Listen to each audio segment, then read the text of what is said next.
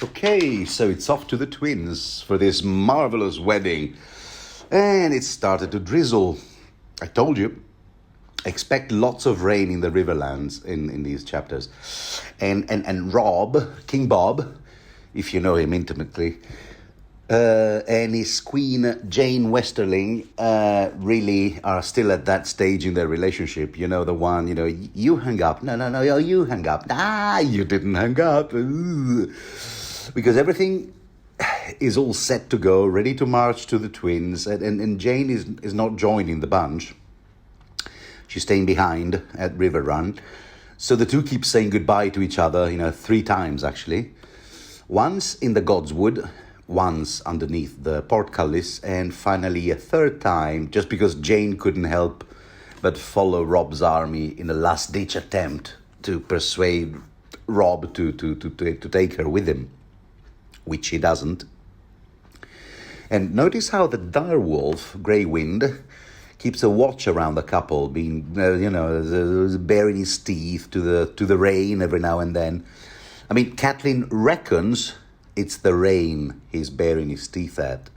We're in Catelyn's head right now. She reckons that's what Grey Wind has got a problem with. But that's how the things look. That's how things look from her vantage point. But what if Grey Wind is simply uneasy whenever he sees his human companion Rob and that Jane together? In fact, as soon as Jane resigns to go back, let me read you the quote. The dire wolf raced off ahead, as swift as an arrow loosed from a longbow. So, what's that about? It's literally in the text. I'm not making it up. So suddenly he no longer has a problem with the rain. What's that? An element, the rain, by the way, to which Grey Wind should be more than accustomed to by now, incidentally. And also borderline spoiler, but not really, because it refers to a past chapter. Perhaps it's time to remind ourselves that of what the so-called Ghost of High Heart said in the previous Arya chapter, Arya 8. She said, I saw a wolf howling in the rain, but no one heard his grief. See, I said borderline spoiler, but not really, because well, I'm being naughty. I'll admit I exploited a loophole in my anti-spoiler policy, which I thought was really clever and witty. So sorry, I haven't even told you. I haven't even told you what my anti-spoiler policy is. Okay, here we go. In this series, whatever references I might make to other chapters will exclusively be limited to past chapters, in the assumption that you, dear listener, even if you were a first-time reader, will have at least read A Game of Thrones, Clash of Kings, and A Storm of Swords, but only up until the end of this very chapter. So I reserve the right to look back at any point. Not ahead, just back. Which I think, all sort of anti-spoiler policies should be sort of like along these lines, don't you? Whatever is in the past is in the past. You made it this far, and if you haven't made it this far, if you've skipped some bits and pieces of the past installments of whatever series you're going through, watching or reading, well, what's the matter with you? No. You should have the complete experience. Go back and read or watch those chapters/episodes. There, I said it. Right, so I suppose it's all down to when one chooses to quote a particular passage from a past chapter, because, if you bring it up at a specific time, then it's, but that means it's got relevance for the future. Why that particular chapter and not another? All right. Oh, yeah. Well, where are my manners anyway? Welcome, dear listener, to my rambling commentaries of Ice and Fire. Today we sink our teeth into George R. R. Martin, A Storm of Swords, Chapter 45, Catelyn V. And here, the HBO TV series chose to take a completely different direction with this Jane Westerling. To be precise, Jane Westerling doesn't even exist in the TV series. She is replaced by this Talisa Major.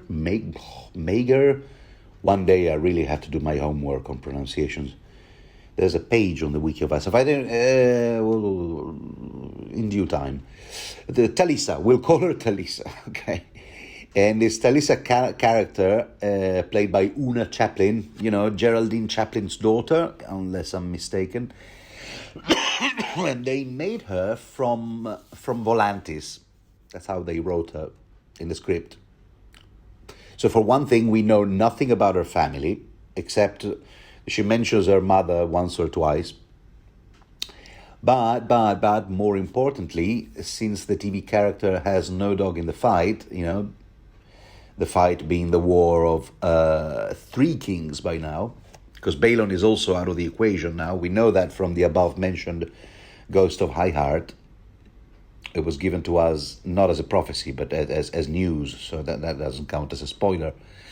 Since she doesn't have a dog in the race, she has no affiliation, she's neutral. She's Switzerland. Which is why, in the TV series, she is ideally positioned to play the role of some kind of Red Cross. Switzerland, Red Cross. Surgeon, neutral, impartial, crossing into enemy lines, back and forth to heal the wounded and whatnot, regardless of their uniforms. That was HBO Talisa. And one more difference the TV show applied was to have this Talisa A, pregnant with Rob's son, and B, travel with John to the twins to attend this wedding, union of houses between the Tullys and the Freys, with all the consequences that this choice implies, as we shall see. So here Rob says no, pero no, King Bob. I keep quoting this bit from the Minions movie. I don't know why I'm so fond of it. I can't help it. It's the best GIF/meme this way in this century. That's it. Ever since the Minions movie came out. Right here, King Bob says no. Pero no, he sends Jane back to Riverrun with an escort of 12 men, just to be on the safe side, to stay there behind the walls of Riverrun under the charge of Brynden Tully, a.k.a. the Blackfish, a.k.a. the Warden of the Southern Marches. It's a title Rob has just created, just for Brynden. But we know the wardens, being a warden is a largely ineffectual, the formal, title, just a title, doesn't give power over, doesn't endow someone with actual power.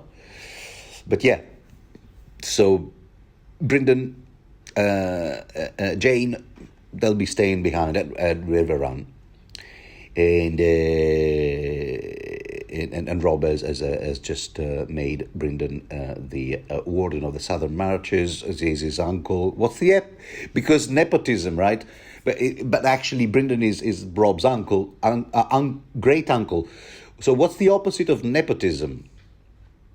Avuncularism, when you advance your great uncles in their careers. Be it as it may, he sent Jane off, and not a minute too soon, because Catelyn could feel the embarrassment. Okay, picture this: there's Rob. They're all under the rain. The army came to a halt because clippity cloppity. Those are the sounds of that's the sound of hooves of Jane's horse galloping towards the army. So they've come to a halt under the rain. Jane finally catches up with Rob and goes, "Oh, are you sure you won't take me with you? Come on. And he says, no, I can't. It was a dangerous, long, pregnant rain, twins, Frey, Walder. bit of an asshole. Lots of reasons, Jane. But I do love you. Okay. And so he sends her off with an escort of 12 men. And as I said, not a minute too soon, because at some point, Catelyn could feel the embarrassment that Jane was causing her husband by forcing him to halt half his army in the middle of the rain, you know? You, Catelyn, feel that Rob is being embarrassed and is inflicting some cringe moments to his army? You're one to talk, Catelyn, if you'll pardon me. Think of all the times Rob was trying to look all kingly and stuff, and at the War Council, and you just stood there, the mother, because a mother's counsel mayhaps is best than a bannerman's by yada, yada, yada, yada. The Catelyn quotes something or other. Because, wait, Rob. What? Wait, Rob, you've got a smudge on your cheek. Yeah, here, let me rub it off. And Rob going, oh, come on, Mom. Not in front of the War Council.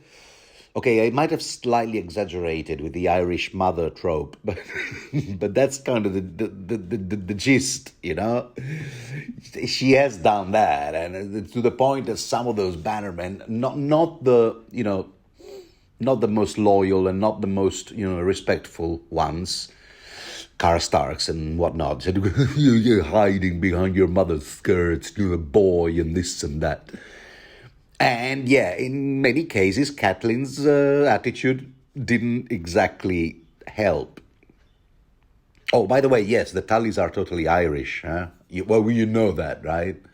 There's no way the Tullys aren't Irish. I mean, they just exchanged the shamrock for the salmon, the son of salmon, the trout. The clues are there. I mean, think of the whiskey, Tullamore Dew, Tully. In fact, Tully does happen to be an Irish surname, unless I'm very much mistaken. It's got an Irish-like sound, Tully, like Liffey, And the actress who plays Catelyn in the HBO series, Michelle Fairley, who's from County Londonderry. I didn't know that by heart, by the way. No, I looked it up. But yeah, I rest my case. And yes, I did use the term actress. Yeah, the same term used by IMDb. So for as long as IMDb uses it, so will I. Anyway, motherly, smotherly Catelyn. Motherly, I like that, is it? With her motherly, smotherly, there, I just coined a new word. With her motherly, smotherly attitude, Catelyn might have embarrassed Rob once or twice at that War Council.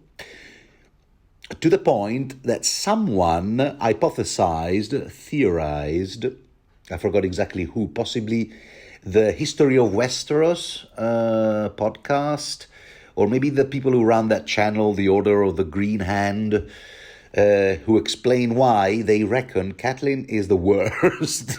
Anyway, the theory goes that after that War Council, that is at the end of the first Catelyn chapter in A Clash of Kings, when she proposes to her uncle Brynden she has a proposition, she doesn't, you know what I mean? She has an idea, she offers up, and she says to her uncle Brynden, hey, someone could go talk to Renly, persuade him to join forces with us. You remember that part? Renly, now he could be a powerful ally. So the theory goes, everyone jumped at the idea, not so much because they were hoping in an alliance with Renly, but because they saw an opportunity to have Catelyn get the hell out of Riverrun. So they just went, yeah, sure, yeah, you go ahead and do that. I mean, she did think as much in the same chapter. In that same chapter, she said, "Oh, Rob wants me gone." These are actual quotes, by the way. Yeah, thank God for bookmarks. Kings are not supposed to have mothers, it would seem. This is a recurrent motif in Catelyn's head. So after trying to get her to go to the twins and find a suitable Frey bride for Rob, or maybe accompany Theon Greyjoy to negotiate an alliance with Balon, all plans that turned out to be major fiascos. This is still Clash of Kings. After all those attempts, the theory goes, the best opportunity to get rid of Catelyn was this parley with Renly. Okay, so you don't want to go to the twins and choose a bride for Rob. Okay, fair enough. You don't want to accompany, you don't want to go with Theon Greyjoy to the Iron Islands. Imagine how differently things would have turned out. But no, okay, all right. I'll tell you what you'll do then. Go to this parley with Renly. Yeah. That's a good idea. I'll help you pack. she even remembers the exchange in the following chapter as a flashback. She remembers saying to Rob, "When last I saw Renly, he was a boy no older than Bran. I don't know him. Send someone else. My place is here with my father and whatever time he has left." She wanted to stay at River Run. But Rob would have none of that. So he went, "There is no one else, Mom. I cannot go myself. Your father's too ill. The Blackfish is my eyes and ears. I dare not lose him. Your brother, I need to hold River Run, etc., etc. What, do you want me to send the Great John?" Who would have been the worst suitable person to send and talk to Renly at the time. "Ha ha, Renly! What are you doing, you Pons? What are you doing,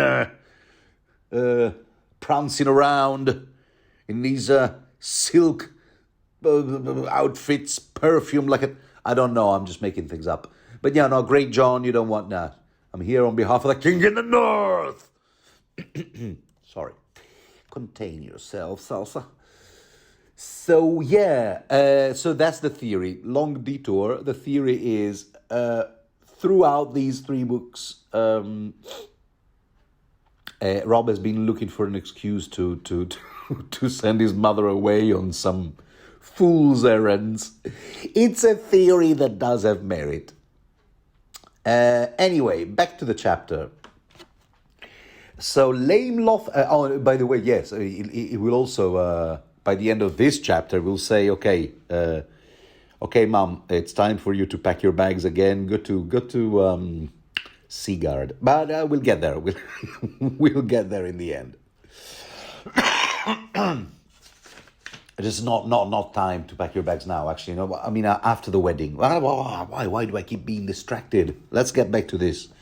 To the action right now, because okay, there's still. So now Jane has been sent back to River Run, and the party is marching towards the twins. It's a long march under the rain, but that's okay because lame Lothar Frey keeps being the most popular and friendly guy in Miles. He's all like, "Oh, that Jane, how adorable! My sister too, you know. Yeah, you love it."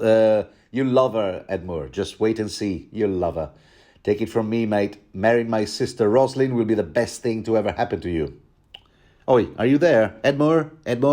Yeah. Edmure somehow isn't 100% convinced.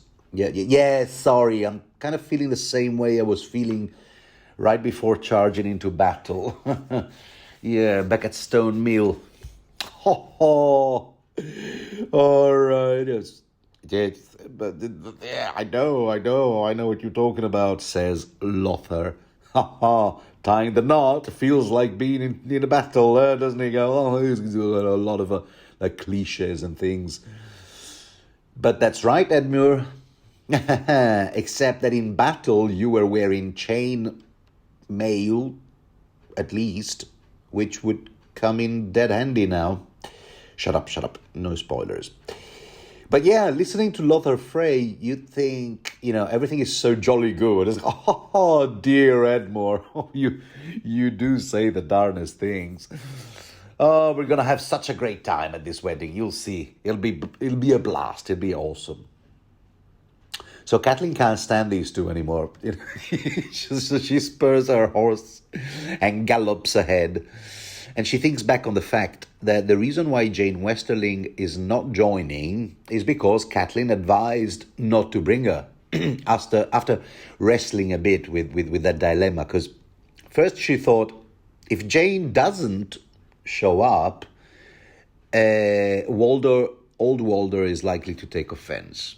He being all petty and resentful, as we've been repeatedly told. Take offense, is likely to take offense at the fact that Rob's wife, and let's not forget, future queen in the north, has,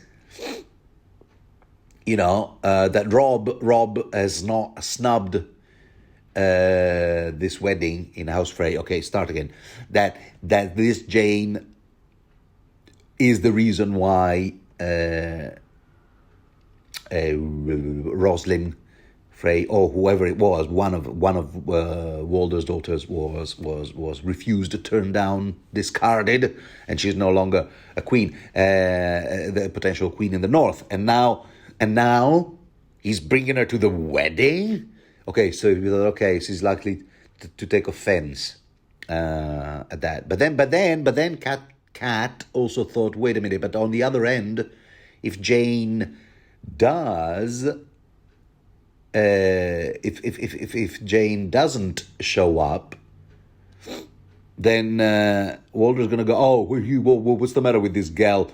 She's too good to attend my wedding? What's the matter? She wanted too soft-skinned, afraid of my japes and jests? Come on, I'm not going to bite her hard. A quote from Austin Powers. So what do? Do we bring her? Do we not bring her? Do we tell her ask her to come? No. Okay, no. I'll tell you what. Jane stays behind. So because if we do bring her, that's more likely. Walder will go, oh well, I never.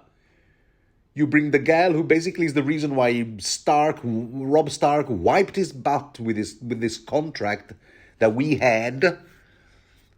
Well, if that doesn't take a lot of cheek, not to mention it screws up my seating plan.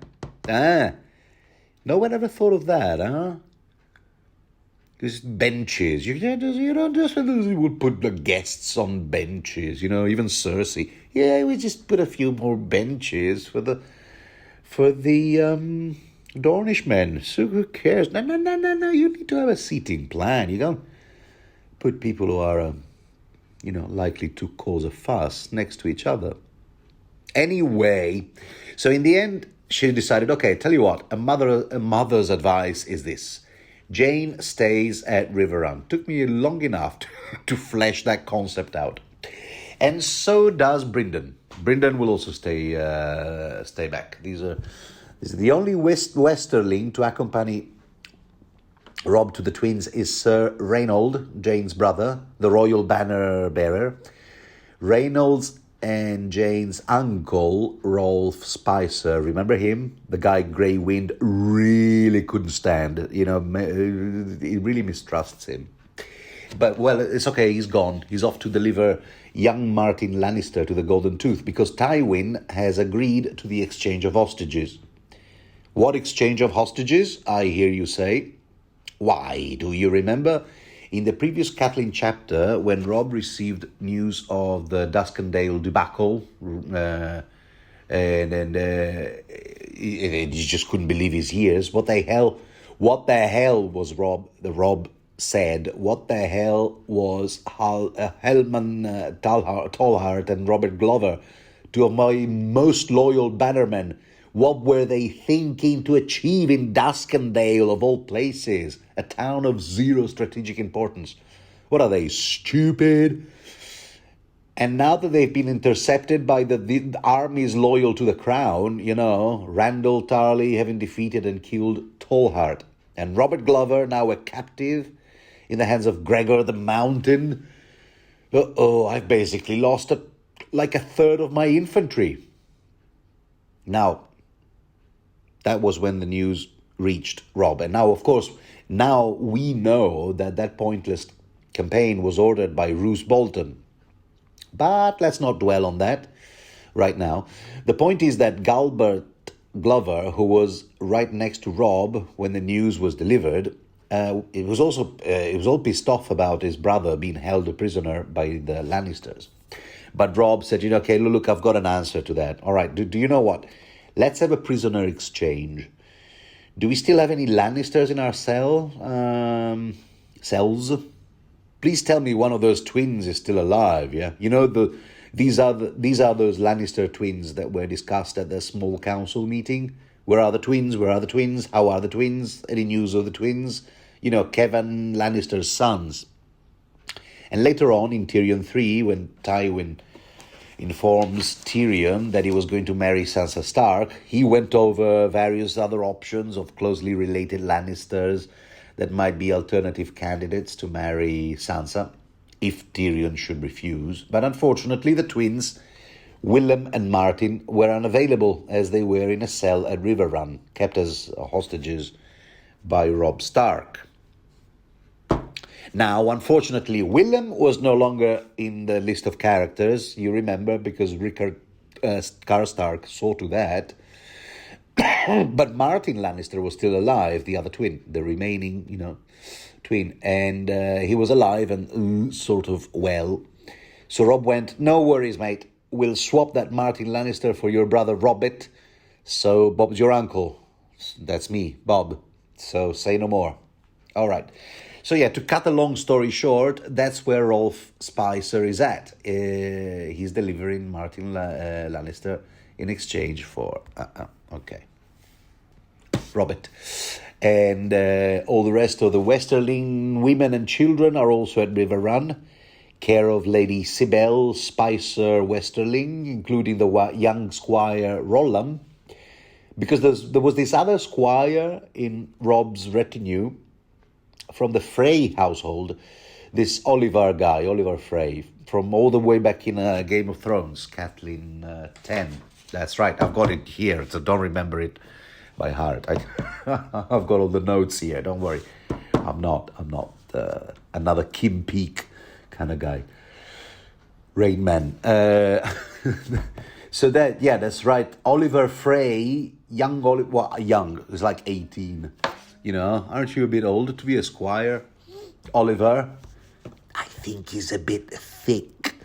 Never mind. So Oliver Frey was part of the whole package negotiated by Catelyn in exchange for the crossing, the safe crossing of the river, the Red Fork, was it? And he had been a loyal squire to Robb until that chapter where the Freys had discovered that Robb was going to marry Jane Westerling. At which point they had stormed out of Riverrun,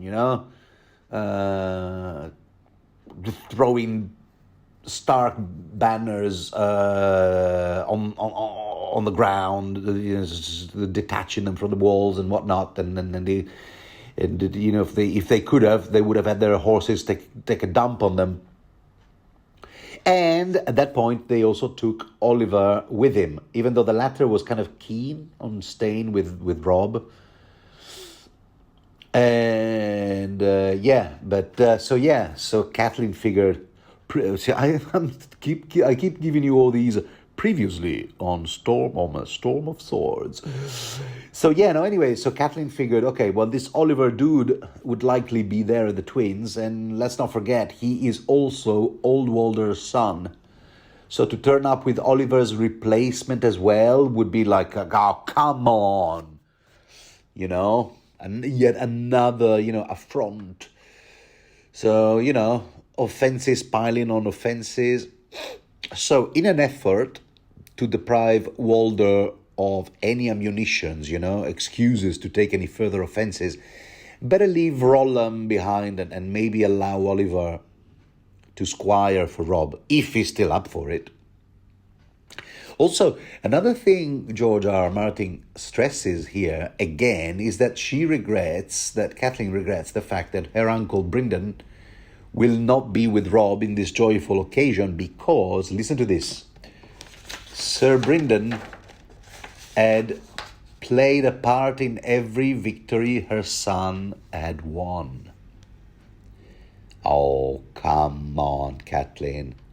It's a wedding you're going to. You don't need a person there with Robb just on account of his renowned, military excellence. It's not like you're going to battle, right? So, just to recap, the whole party is 3,500 strong. You've got the Umbers, the Manderleys, even a Robin Flint from, the Flints of Widow's Watch clan, mountain clans, right? But all Catelyn can think of is Brienne. And more importantly, her mission to bring the Stark girls home to Catelyn, Sansa and Arya.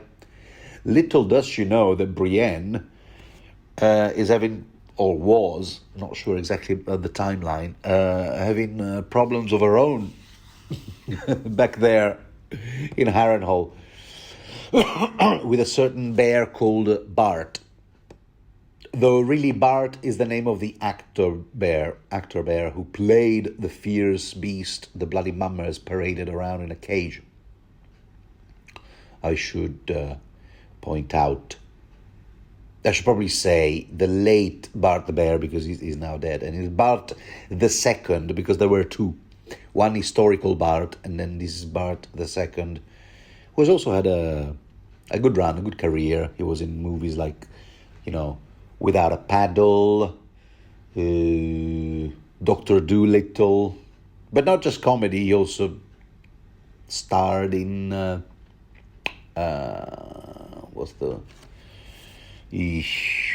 Alaska Dies in a Bus guy, Bad Mushrooms, the one. Into the Wild. Okay, boy, do I digress today. But I digest. Let's go back to right after talking about bears. Now, here's the thing. Good job, George. Once again, you and your subliminal, Right after talking about bears, guess what? Cut to the Mormons, huh? How about that, huh? Yeah, because George R. R. Martin does like these subliminal associations. The Mormont of Bear Island, jokingly claiming to have some bear blood in them. It's Lady Mage Mormont speaking here, sister to Lord Commander Mormont, the late Lord Commander Mormont, and therefore Jorah's aunt. And she's here with her daughter, Daisy. Of course, we have met Lady Mormont before at the same War Council. Her contributions to the discourse were that Stannis had the better claim. I always remember that quote because it's kind of important that some people within Robb's party feels that way. Better claim to the throne. This was right after the succession sort of a big talk that there was. And then she also said that asking for a truce wasn't advisable because it would make the Northerners look weak. So that's Lady Mage Mormont. And now, on their way to the twins, she's turning to Cat and she's like, "Oh, don't you worry about a thing, Lady Catelyn. I fought every battle alongside your son. He has never lost one." Yeah, well, he's lost everything else, just about. This is Catelyn, thinking, but she doesn't voice her thoughts. See, the question on her and Robb's mind is, even if we manage to appease Walder Frey with this marriage thing, we still have our work, cut out, what with Lannisters on one side and Greyjoys on the other. The question, that's the question on Catelyn's and Robb's mind. The question on Edmure's mind is, whoa. Do you think that Rosalind girl is that I'm about to marry takes her looks from her from her father Walder? I sure hope not. And Catelyn is like, oh, will you stop it already? Come on, Edmure. You're so shallow. Will she be pretty? Will she be cute? Que sera, mate. Do you know what?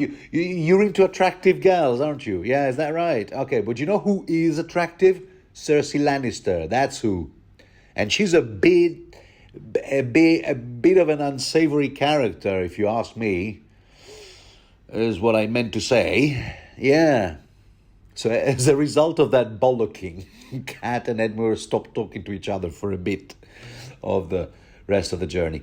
At which point Catelyn thinks, maybe I was a bit harsh on that bloke, on my brother.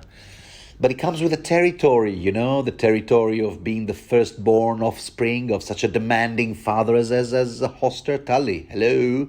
I must be strong, and so on and so forth. I mean, after all, why shouldn't Edmure prefer a sizzling hot babe? It's well within his rights to wish for that. I mean, look at me. When I was engaged to the late... This is old Catelyn thinking. When I was engaged to the late Brandon Stark...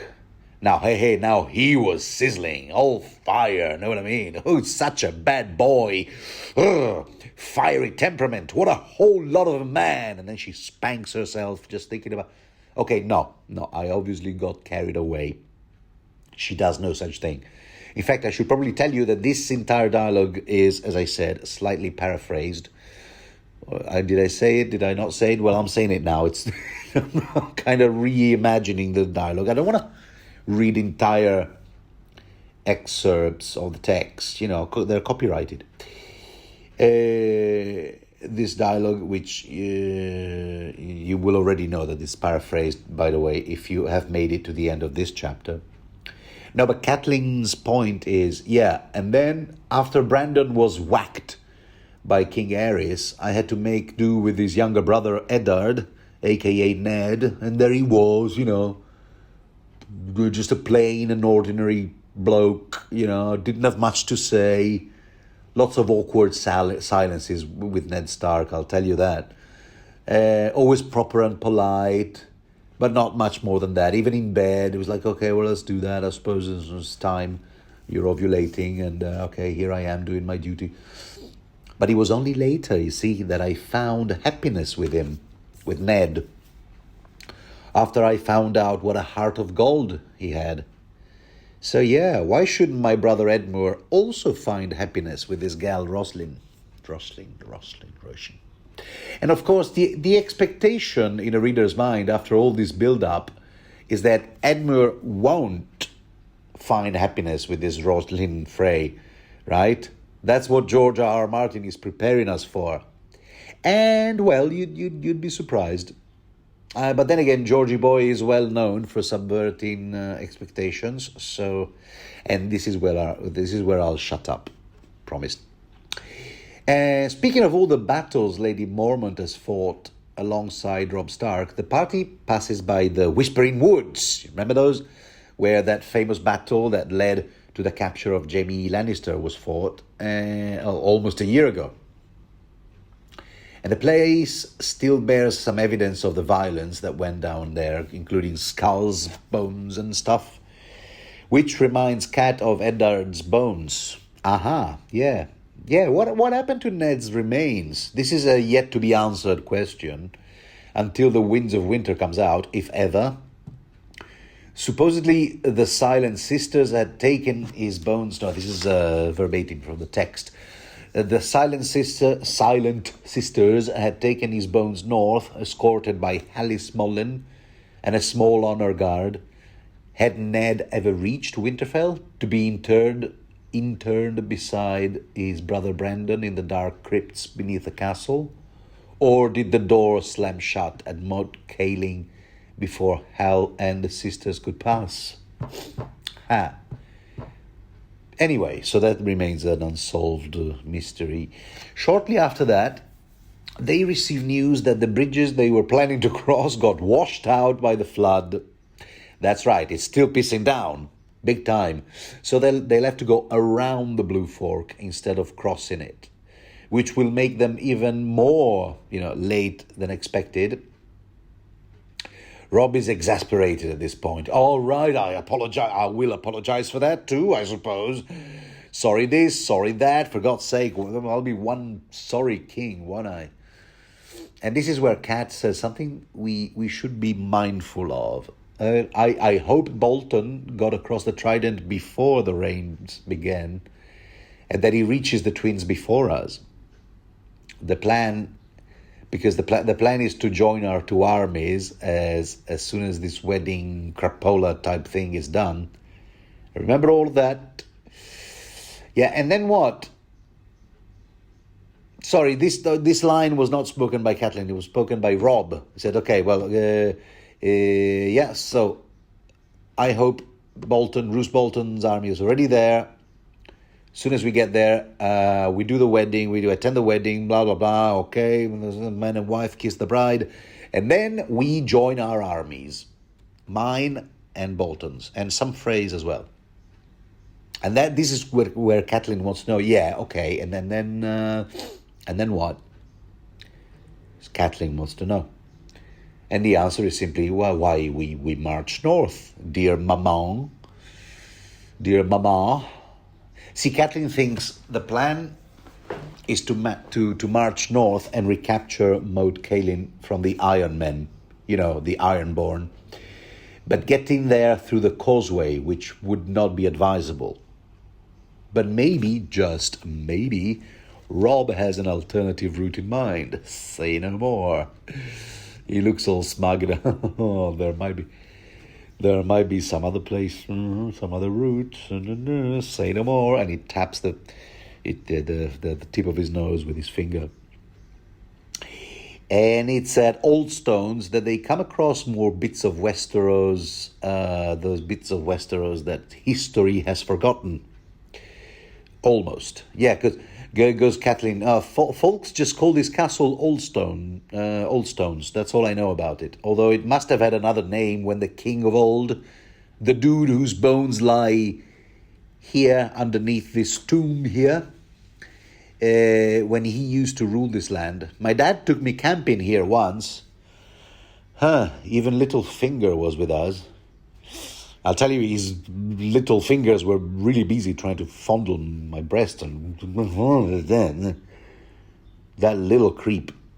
But he is such a friend, and I know he's always been a great friend to me, and I would trust him to the end of the world because I'm such a good judge of character. I'm being slightly sarcastic. It's just so witty of me. But no, Littlefinger, yeah, it was even littler at the time. Because it was like 12, but already horny. So the theme of bones comes back because it's got to have some significance, huh? But Rob wants to know. So what's the deal with this king of old buried down here? Did he have a name? Yeah, sure. He was Christopher the Fourth, I think. Yeah, the last ruler of a kingdom of the first men around these parts. Defeated by the Andals, he was. They don't make Christophers like they used to.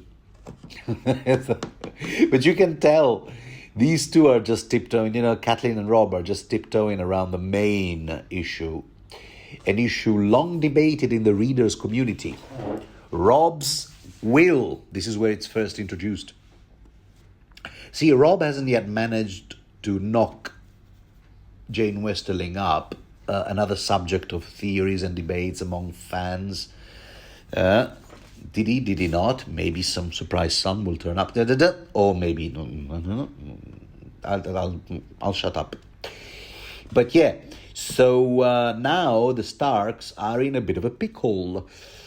La-di-da, such a pickle we found ourselves in. Because if Rob should be killed in battle, I mean, touching wood, but statistically, if you keep fighting battle after battle, your surviving odds kind of, don't exactly improve. So to cut a long story short, Rob's heir is Sansa, who, unfortunately, at present, happens to be married to Tyrion Lannister. and the latter would then have a claim on Winterfell. And over my dead body, Cat and Rob are thinking, understandably. And what follows is a bit weird, because I honestly don't know why Catelyn doesn't think of Arya next. I mean, she is alive. To the best of her knowledge, she is alive. But now she goes, okay, so your father... I'll tell you what, okay, no, Sansa, no. All right, I see your point. Oh, hello. And the cat clearly agrees, as you can hear. Okay, so no, Sansa clearly no, because the imp... Oh boy, I can't stand that guy. That's Catelyn thinking, okay, so right, okay, so do you know what? There are ways around it, you know. Who could your heir be? Who could you name in your will? All right, let me see. Okay, so your father's sisters, daughters, all married some lords in the Vale. Yeah, why not one of them, you know, one of their sons? But Rob cuts through the bullshit. Mom. Catelyn is on a roll, however. She goes, yeah, one of them must be a Waynwood, and then there's a Corbray for sure. Now, the youngest married a Templeton, if memory serves. Mom. You know, you know who Catelyn reminds me of at that point, in that passage in the book? I once happened to sit through a conversation of a couple of individuals who will remain nameless. Individuals of, how can I put it? There's blue blood. You know, those people are still around. Is that the expression? You know, aristocrats, I guess is the technical terms. Minor ones. No big deal. But you try and be in the same room as those guys when they try to figure out how they're related to each other. And oh my God, so-and-so from the minor branch, and so-and-so from went and married so-and-so from that fella's second wife. Oh yeah, these are the so-and-so of... No offense, dear listener, if you happen to be one of those guys, one of those folks, I don't mean specifically those two guys, yeah. I mean, if you happen to be an aristocrat. No offense, but you must agree, when you fellas start showing off your expertise in blood lineage, family trees, and various big shots who happen to be related to you. Incidentally, your only area of expertise, from my experience, correct me if I'm wrong, how many of you hold a master's degree? You can be annoying as Lady Catelyn right now. There, I said it. Okay, I just alienated the aristocratic demographic of my potential listeners. What are you gonna do? Sorry. So yeah, no, okay. No, so Rob goes, Mom, will you stop going over family trees and stuff? Aren't you forgetting something? Actually, no, son, I'm not. I was trying to steer your thoughts away from Jon Snow. Not very successfully, it would seem, but yeah, come on. He's a Snow, know what I mean? He's not a Stark. Oh yeah, because those lordlings in the Vale are Starks? What are you talking about? Okay, well, let me finish. He's a Snow and a sworn brother of the Night's Watch. He can't inherit lands or titles. He can't continue a bloodline. Yeah, no, you see, no, wrong again. A king can overrule all that, you know, like in the case of the Kingsguard. Look at Boros Blount. Look at Barristan Selmy, who was forced to retire, and nobody knows where he's at right now. I can legitimize Jon, make him a Stark. It's been done before. Look at the jurisprudence. At this point, Catelyn tries a different tactic. She appeals to fear. Okay, forget about the logic. Let's go straight to fear. She goes, okay, well, some jurisprudence. Don't be quoting jurisprudence to me. I also went to school, you know. I had a maester myself. Taught me all about it. Like, yeah, the jurisprudence, when Aegon Targaryen IV legitimized all his bastard sons, and look how that turned up. The Blackfire Rebellion, that's how. More like a backfire rebellion, if you ask me. That joke. That is the oldest joke in Westeros at the moment. Haven't you read The World of Ice and Fire, huh, John? Rob. I mean, John's sons could turn up just as much of a nuisance, little shits. And any children that Jane and you might have will never be safe. Ever thought of that? You think you can trust someone until they stab you in the back. Tion Greyjoy. Need I say more? And what about Arya? Yeah. Now suddenly she does remember Arya. And this is where John does something a bit mean, I think, in my humble opinion. Because he goes, yeah, Mom, Arya is dead, all right? No one has heard from her since Dad's execution. Yeah, that was quite a day. But no, stop living in denial, Mom. She's gone. Forget about her. Come on, John. Don't shatter a mother's hopes like that.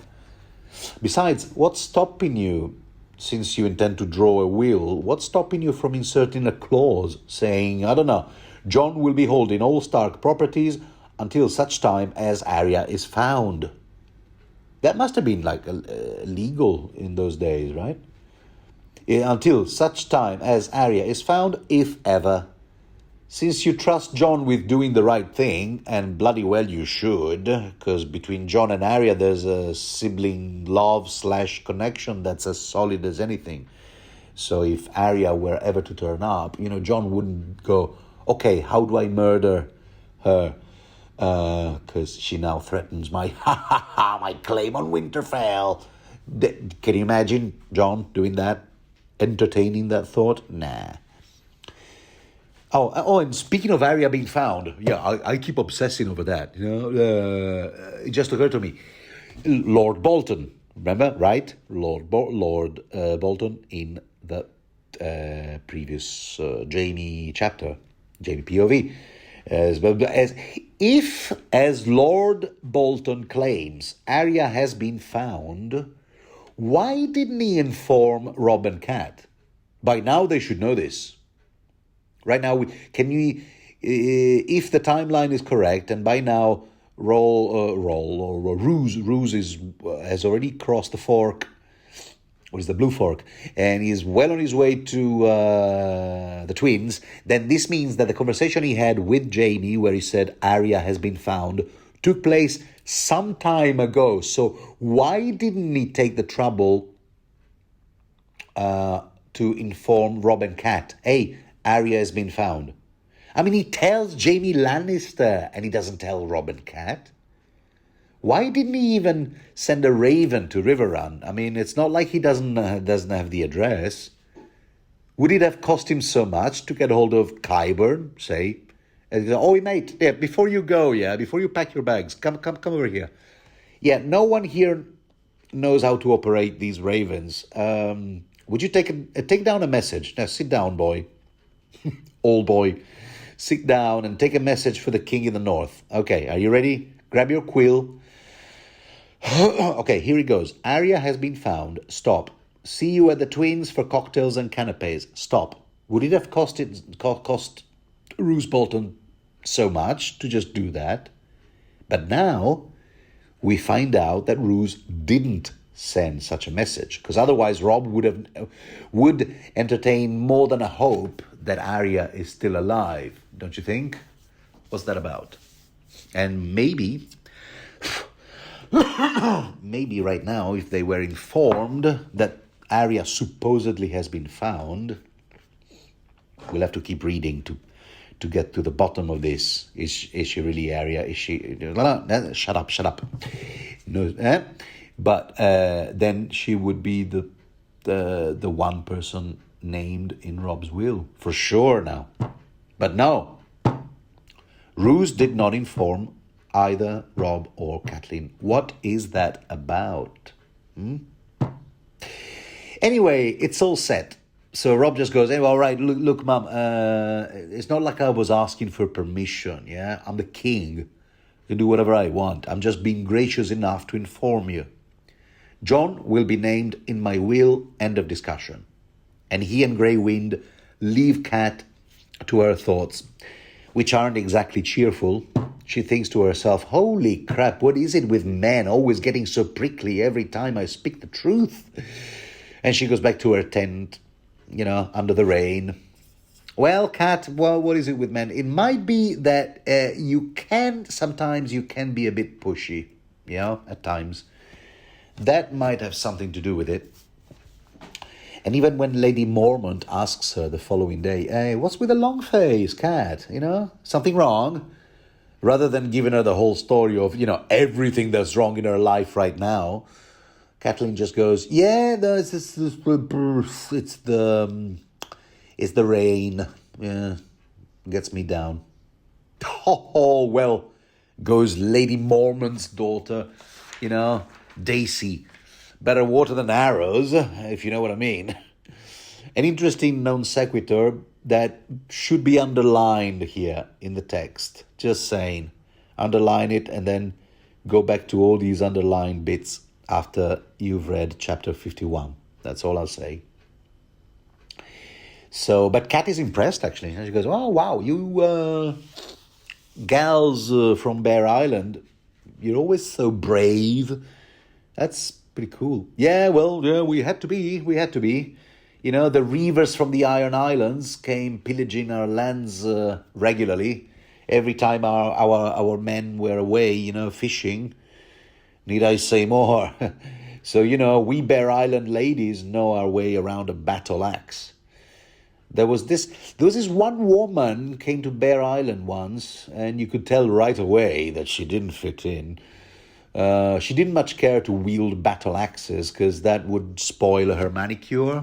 Yeah, Lady Liness was her name. Yeah, she was a high tower from Old Town. And yeah, that was Catelyn. Catelyn remembers this gal only too well. This was Jorah Mormont's second wife. He married her after wooing her at the Lannisport tourney way back. And this is a story that has been kind of told in bits and pieces to explain how Jorah Mormont found himself in ASOS or ASOS, an exile. And this is Jorah's, part of Jorah's backstory. Like it's explained in the first Daenerys chapter, POV chapter in the Clash of Kings. And to read her entry in the Wiki of Ice and Fire,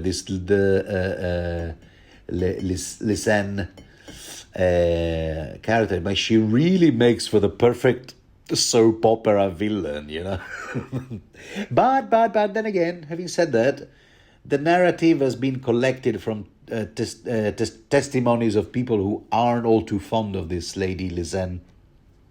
I mean, we don't have her version of events, okay? To be fair.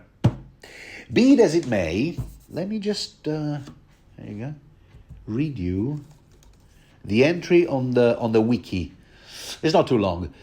Here it goes. Although Jorah and Liness had married for love, the marriage did not remain happy for long. This happens in Bear Island.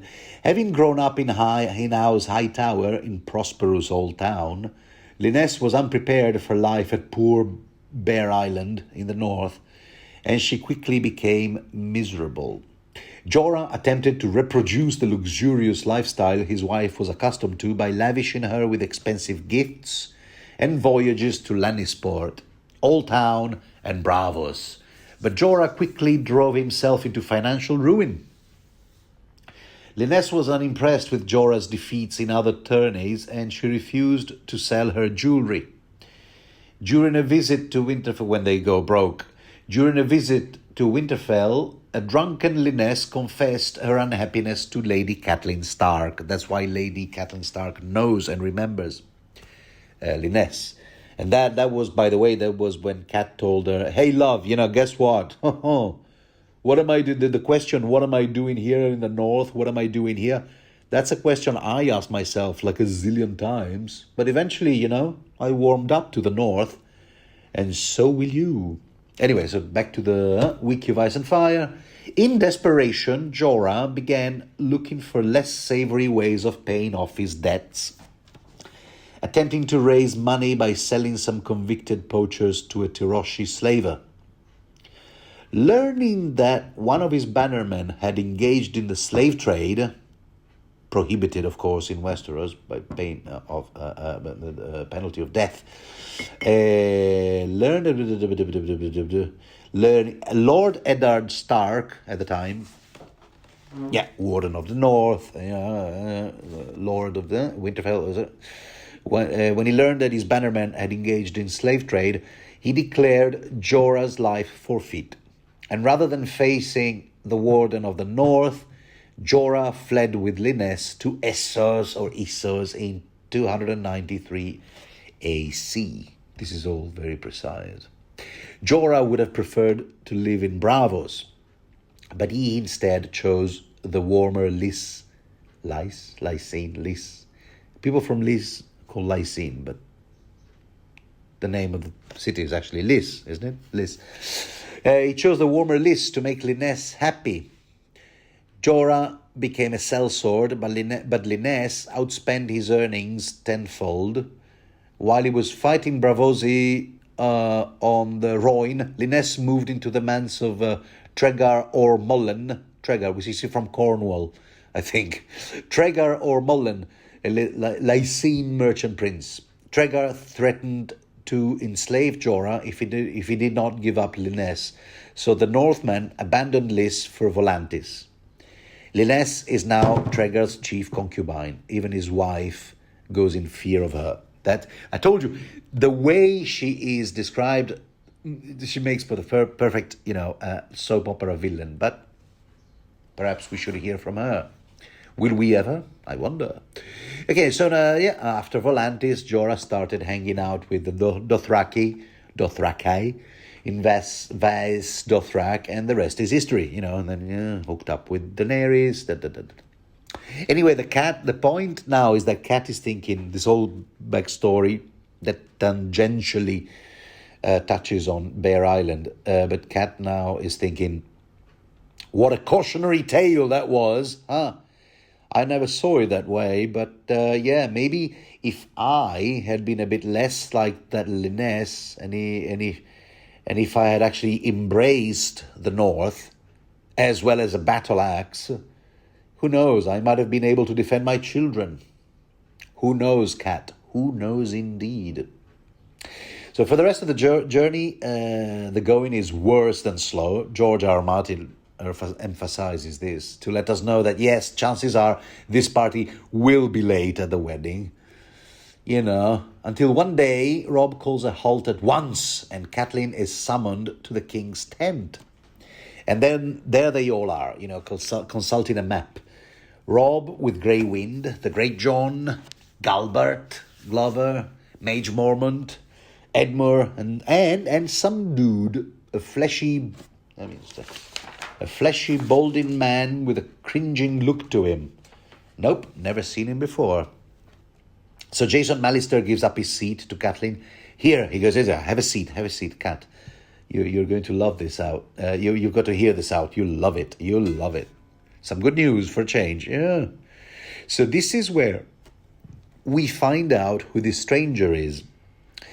Do you remember that ship that took Theon Greyjoy back to the Iron Islands back in the Clash of Kings? The ship captained by that guy whose daughter Theon seduced and abandoned, just in case we needed to be reminded what a nice guy Theon Greyjoy was.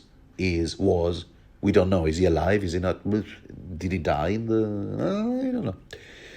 Anyway, the stranger in the tent is that captain of the Miraham. And he has an interesting story to tell. The first thing he tells them is that Balon Greyjoy is dead, which we knew from the Ghost of High Heart, back in Area 4 and 8. A man without... This is the prophecy, I got it right here. A man without a face, waiting on a bridge that swayed and swung. Except that the story the captain heard doesn't really have a culprit, This mysterious faceless man isn't mentioned in the rumors the captain heard in Lordsport. What he did hear was that Balon tried to cross that dodgy bridge between two towers, most likely pissed, during a stormy night, and, well, that was just an accident waiting to happen. I mean, who built those bridges? What are you going to do? These things, it's just, it was a matter of when, not if. So Balon plunged to his death, and the crabs feasted on his flesh. And I love how the great John, immediately focuses on the important stuff. Crabs that have been fed on king's flesh. Ha ha, that sounds yummy. Can you imagine what a soup they would make?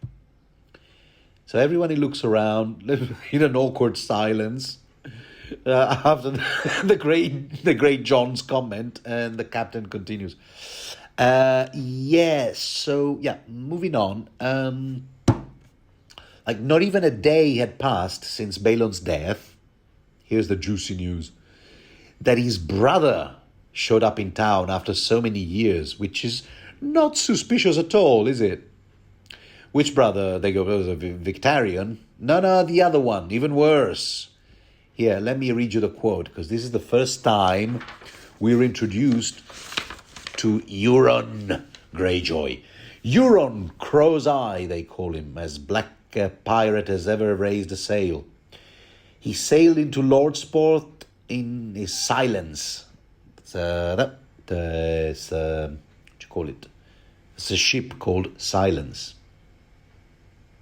Black sails and a red hull, and crewed by mutes, hence Silence.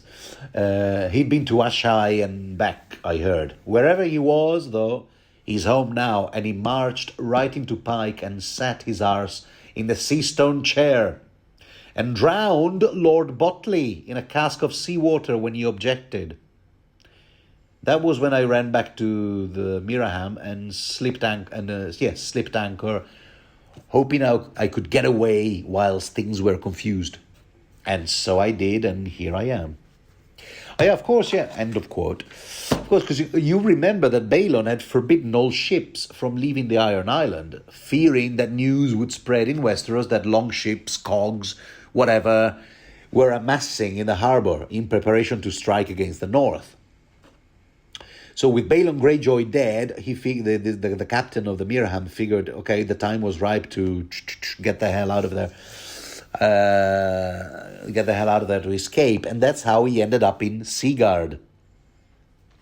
And if you look at the map, you see how the reason for this fortuitous encounter between Jason Mallister, who brought the captain there to rob Stent, and the captain of the Miraham, the reason why this encounter even took place was because due to heavy rain, Rob's party was forced to go around the Blue Fork instead of across, because all the bridges were kaput. So I guess Mallister, this is what I think, Mallister must have gone ahead, sort of like as an outrider, a scout, as it were, and bam, he bumped into this captain dude in Seaguard. Or unless Mallister was already in Seaguard, because incidentally, he happens to be the Lord of Seaguard. So he was at River Run just long enough to attend Lord Hoster's funeral. Remember, he was among the 6 guys who pushed the boat into the river. Long enough to attend the funeral, and then he took off for Seaguard, because I don't think he was going to, with Rob and company, to the wedding of the twins. I guess that makes more sense, that he wasn't invited. Even though we will learn in a future chapter that his son Patrick Mallister is invited at the wedding. So that's all a bit confusing. Well, we don't know Jason Mallister's whereabouts between Hoster's funerals and now. How did he wind up, and what was his purpose in Seaguard? Anyway. Okay, all of this stuff doesn't count as spoilers, Patrick at the wedding, okay? It doesn't count as a spoiler. It's just minor stuff. Anyway, so the captain of the Miraham is duly thanked and commended, and he's then told to wait outside, because now it's time to start, it's time to strategize, plotting, time for plotting and strategies, okay? So they go, all right, okay, to summarize, Euron Greyjoy now calls himself King of the Iron Islands, but he's no one's idea of a king. Least of all to more legitimate successors such as A. Theon Greyjoy, except We don't know where he's at. Is he alive? Is he dead? We don't know. But also Asha Greyjoy, Theon's sister, who's currently holding Deepwood Motte. Not to mention C. Victarion, commander of the Iron Fleet, who is now occupying Moat Cailin. So the way they see it, there's some resistance at this Euron Joy occupying the Seastone chair. So both Victarion and Asha are now likely to mobilize and return to the Iron Islands and say, "Oi, what about us? Huh? Are you forgetting about us? More legitimate successors to Balon?" They'll say that, ideally without necessarily ending up, drowned in a cask of seawater. Not to mention the fact that among the Ironborn, every ship captain is a king on his own deck, meaning that all captains will want to have a voice in this whole succession business. Robb learned all these traditions from Theon. And all of this really is what boils down to that other sentence, part of the prophecy by the ghost of High Heart. The squids will be turning on each other. Remember that? Yeah. See, George R. Martin here, like a good gardener, is just planting the seeds for all those Iron Island chapters in Feast for Crows. Except that when we do get to those chapters, the procedure described by Theon will be followed even more democratically, whereby having a say in the matter of succession will amount to actually having an actual vote, as in one captain, one vote, resurrecting a long-abandoned tradition that I should probably shut up right now. So with all this new shit that's come to light, man, in the words of Jeff the Dude Lebowski, with all this new shit that's come to light, man, Robb turns to this Jason Mallister and goes, "Listen up, Jason boy. I'd like to borrow 2 of your longships." Uh-huh. And do what? "Why, I'd like to sail around the Cape of Eagles and up to the Neck, all the way to Greywater Watch." Which, if you look at the map, I mean, it's drawn as dry land, How do you go there with a bobbies? But how do you go there with long ships? Is Robb on acid? But no, in fact, it's all swamps, marshes, and canals. Not that it makes a whole lot of difference, according to Jason, because those canals change course all the time. None of them being even close to being a river worthy of that name. Not to mention that precisely due to that shifty geography, even the castle of Greywater Watch is constantly changing location as it rests on an artificial floating island. We know that much from Mira Reed, in those brand chapters, both from Clash of Kings and this book here. But Robb knows better. He goes, no, mate. There are waterways, trust me. They're not on any maps, to be sure, and that's what makes the castle, impossible to find. Which is why I'm tasking 2 people here with finding the sodding place. Who? Which 2 people? You and you. You, Lady Mage Mormont here, and Galbert Glover, the 2 of you. Oh, man, really? Us? We're gonna miss the wedding. We were looking forward to it. All right, so what's the plan? Yeah, listen up. This is a great plan. Listen up. You'll be sailing, with fake order letters on you, which is kind of like your cover story.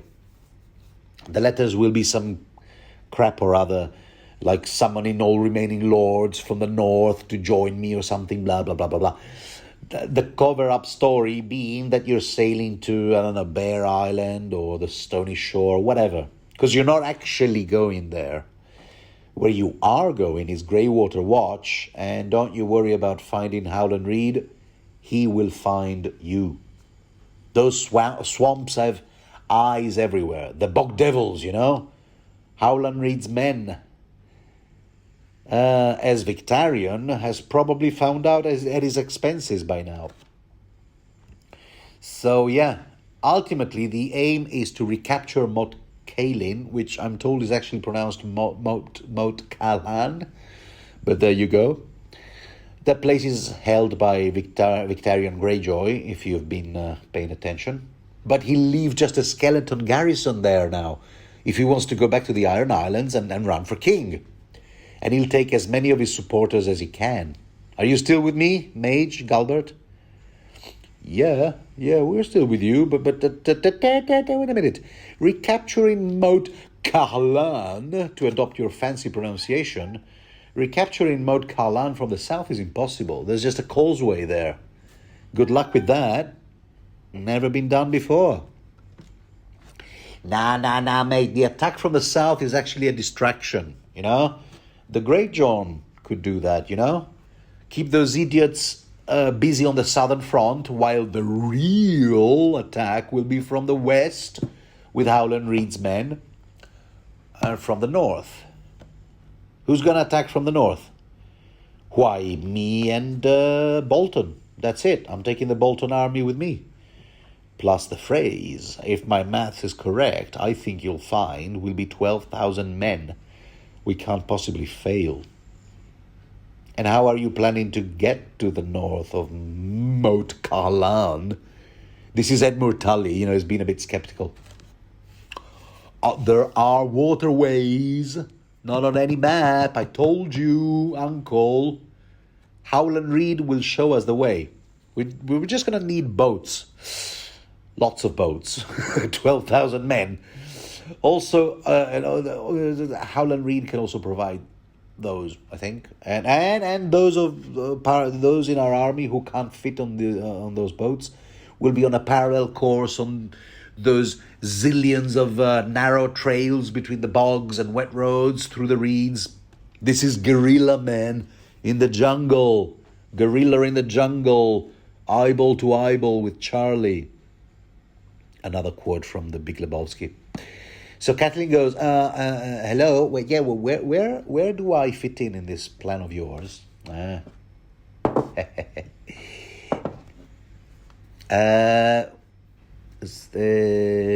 Rob is just, what, do you want to fight alongside our army? Yeah. Oh, no, Catelyn is all like, no, I suppose you want to leave me behind because I'm a woman? Is that the way of it? No, you see, no, Robert goes, no, you see, no. Look at the Mormont gals, Mage and Daisy, they're women, and they'll be fighting along with us, but I mean, they're badasses, they're experienced, they're battle-hardened and whatnot.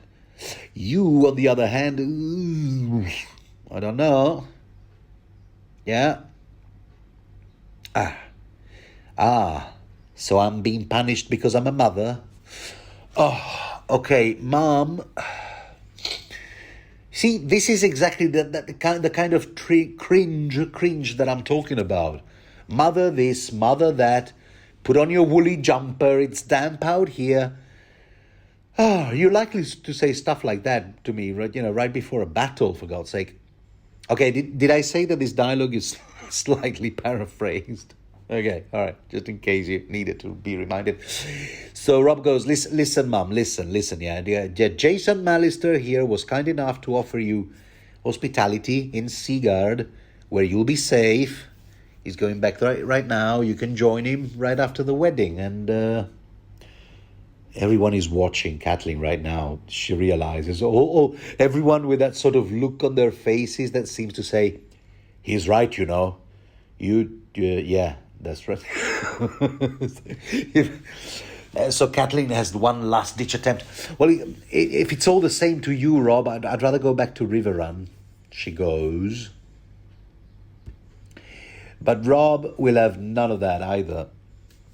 His rationale being that his wife, the Queen, Jane Westerling, is also at Riverrun, so he'd rather not have all members of his family in one place, which I don't know if that's the actual reason, because, but if you look at the map, I mean, does Seaguard look all that safe to you? Just opposite the Iron Islands. Especially the Iron Islands are literally facing Seaguard. And especially think about in the coming days, with all the traffic of long ships from the Iron Fleet that will be heading back home. Does that place really strike you as all that safe? I don't know, dear listener. What do you think? Anyway, like it or not, that's where Catelyn is going, by royal command. Seaguard. Okay. After the wedding, yeah. But the last official decree Robb finalizes is this famous last will, which he shows to all his lords and bannermen so that they can... Oh, here you go. Ouch. Cat just bit me. What are you going to do? Cat just got my tongue. Anyway, so the last official decree that Robb finalizes is this famous last will, which he shows, makes a great deal of showing to all his lords and bannermen so that they can fix their seal on the parchment. It's official. It's done. Jon is his official heir. So, and to this day, at the risk of spoiling the story a little bit more, feel free to switch off right now. I've got nothing else to say about this chapter. Are you ready?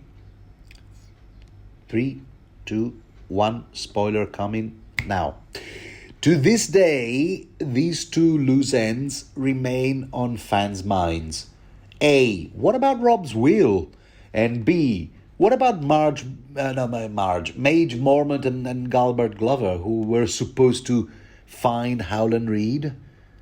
What about those things? Because to this day, after book 3 and there was a book 4 and 5 were published, and we're still waiting around for book 6. Who knows? Those things remain unresolved. Say no more. No, I'll just say this. Yeah, experience has taught us that every time a plan is announced in this series, it inevitably goes 100% as intended, right? Yeah. Okay. And with this thought, I talk to the you, dear listener, who are probably listeners who didn't want to be spoiled, didn't want spoilers. Have changed over to a different channel by now. So I'm talking to you now. If you're still there,